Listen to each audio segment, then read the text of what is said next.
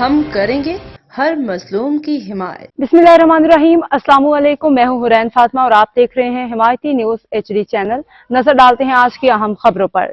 The horizon school and college में लूटमार का इंकशाफ, बिलाल नगोरी की नाअहली, वालिदैन असातिज़ा सरापा एहतजाज। कराची की बैंस कॉलोनी में वाक़ दी होराइजन स्कूल एंड कॉलेज एक बार फिर तनाज़ात की जद में।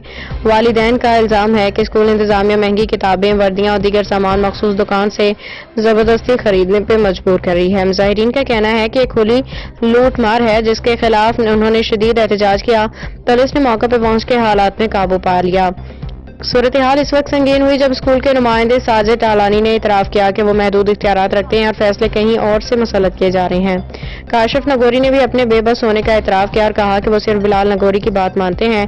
अहम बात यह है कि स्कूल मालिक बिलाल नगोरी पे न सिर्फ माली बदउनवानी के इल्ज़ामात हैं, बल्कि उन्हें अपने मामले को बरादरी रंग दे के असल मसाइल से तवज्जो हटाने की कोशिश की है। ताहम इलाके के मुअज़्ज़ज़ अफराद ने बर वक्त मुदाखलत करके बरादरी तसादुम को रोका। वालिदैन के मुतालबा 3 माह की फीस माफ़ की जाए, वर्दियाँ मुनसिफाना नर्ख पर फरोख्त की जाए, फराहम की जाए, एनिमल चार्जेस आदे किए जाएँ और इसके अलावा किताबें स्टेशनरी बाहर से खरीदने की आज़ादी दी जाए।